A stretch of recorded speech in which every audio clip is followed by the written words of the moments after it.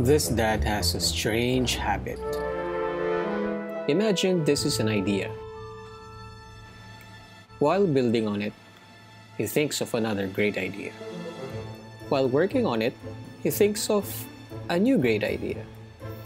And another one, and another one, and another one. He ends up with 10 different ideas. Now, we can translate these ideas into where he places his attention to. Oftentimes, he gets easily distracted. Well, he used to think that multitasking was a gift, being able to do things all at the same time. It turns out, he's not alone. The average attention span for the notoriously ill-focused goldfish is 9 seconds. But according to a new study from Microsoft Corporation, people now generally lose concentration after 8 seconds, highlighting the effects of an increasingly digitalized lifestyle on the brain.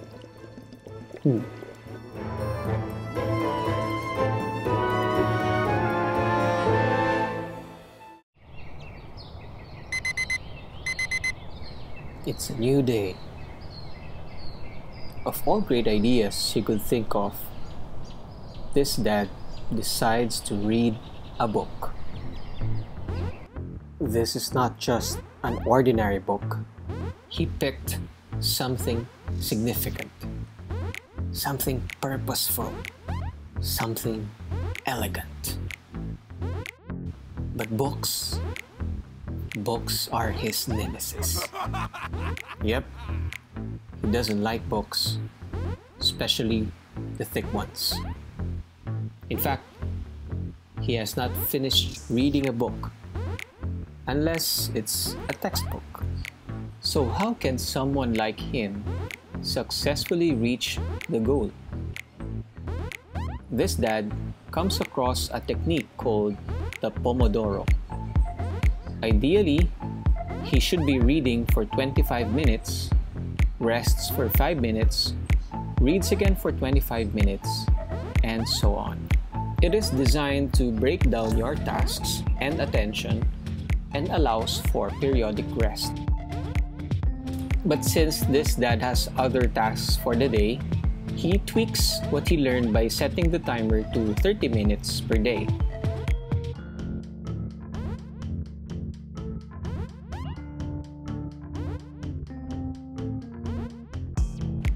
That's it. Easy, right? Thrivers. Introduction. Running on empty. Our kids are in trouble. That simple, terrifying fact was brought home to me. Yes, finally, peace and quiet. Let's take down notes for chapter 1. Here we go.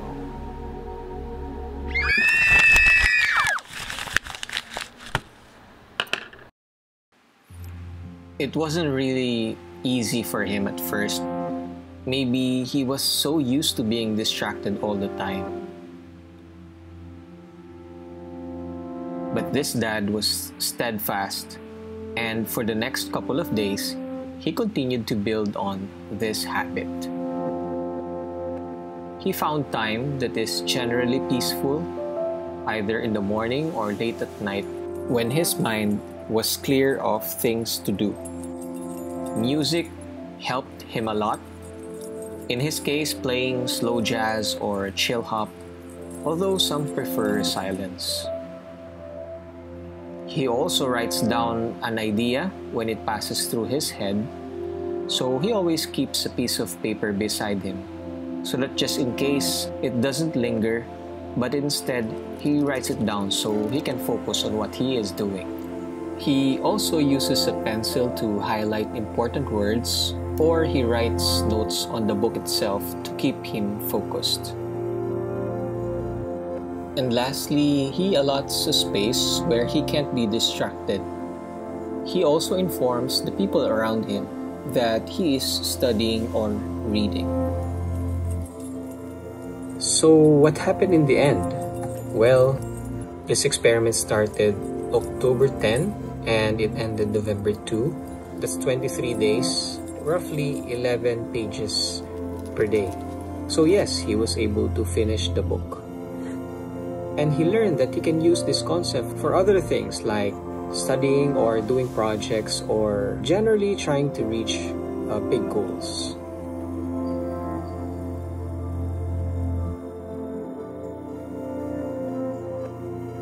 The secret is you'll just have to break it down to small bite pieces. In this case, in 30-minute increments per day. Now, the ideal time would depend on your personal optimal state where you think you remain productive. We want to train our brain to be focused starting with short spans of time. The trick is to spend a minimal amount of time, but with consistency. We want to be consistent rather than be sporadic.